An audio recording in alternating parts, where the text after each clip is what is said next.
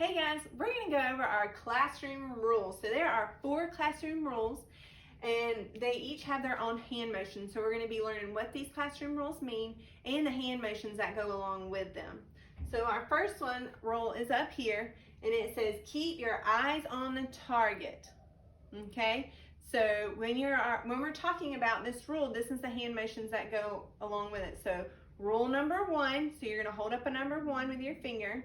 Keep your eyes, you're going to point to your eyes on the target. Okay, so let's try to put it all together. Rule number 1, keep your eyes on the target. Very good. All right, so what is a target? What exactly does this mean? Well, a target's kind of like a goal. It's where we want to end up. So you want to end up in first grade. So you have to keep your eyes on the target and work hard in class and do your work and do your best at all times so you can learn all the kindergarten stuff and get to first grade. Okay, so do it one more time with me. Rule number 1, keep your eyes on the target.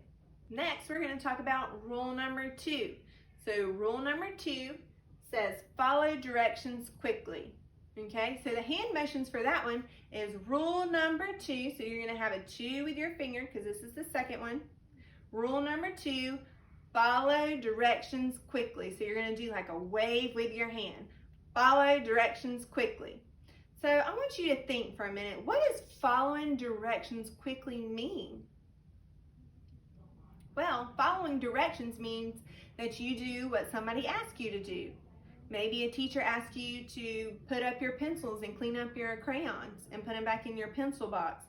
Well, do we want to do that slowly, taking our time?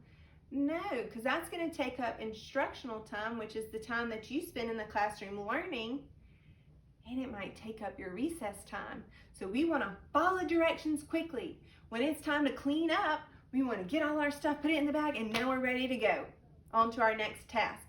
And if you follow directions quickly, it's going to help you keep your eyes on the target. It's going to help you do everything, accomplish everything that you need to in kindergarten so you can go to first grade. The next one is rule number 3. So rule number 3 says, raise your hand for permission to speak. So our hand motions for that, you're going to put a 3 on your fingers. Rule number 3, raise your hand for permission to speak. So you're going to put your hand up because that's how you raise your hand. And then for permission to speak, you're going to move your mouth like this, like it's talking. Okay, so let's put it all together.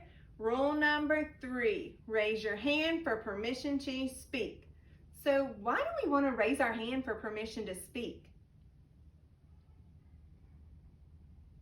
In your classroom, you have a lot of students in here. So if everybody was talking at once, up here, I can't hear what everybody's saying, and I don't know, like it's just going to be too much talking. So it's important to wait your turn so everybody can hear what you have to say because it's important. Okay, so that's why you want to raise your hand. When you do this, I know, oh, you over there, Johnny over there, he wants to say something, so I'm going to call on him in a minute. Okay, so raise your hand. I know when you have your hand up, you have something to say, and I'll eventually call on you. And when we wait our turn to share, that again goes back to the first one. Keep your eyes on the target. It's going to help you learn and stay focused in the classroom so that we can reach our target and go on to first grade.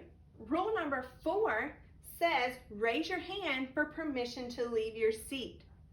So the hand motions for that is rule number 4. So you're going to put a 4 with your finger, raise your hand, just like the one for number 3, for permission to leave your seat. So this is like a little guy walking and leaving his seat.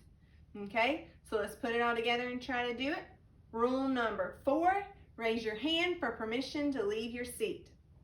Okay, so why do we want to raise our hand for permission to leave our seat? Why can't we just get up and do whatever we want to? Well, if you think about it, if you get up and everybody's getting up and doing what they want to, we're not going to get any learning done.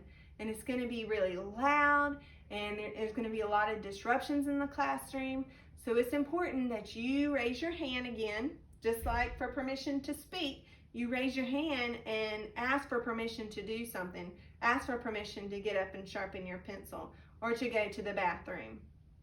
Okay, so raising your hand for permission to leave your seat helps you keep your eyes on the target, just like all these other goals. These goals are going to help you be successful in kindergarten and learn a whole bunch of stuff so you can go to first grade.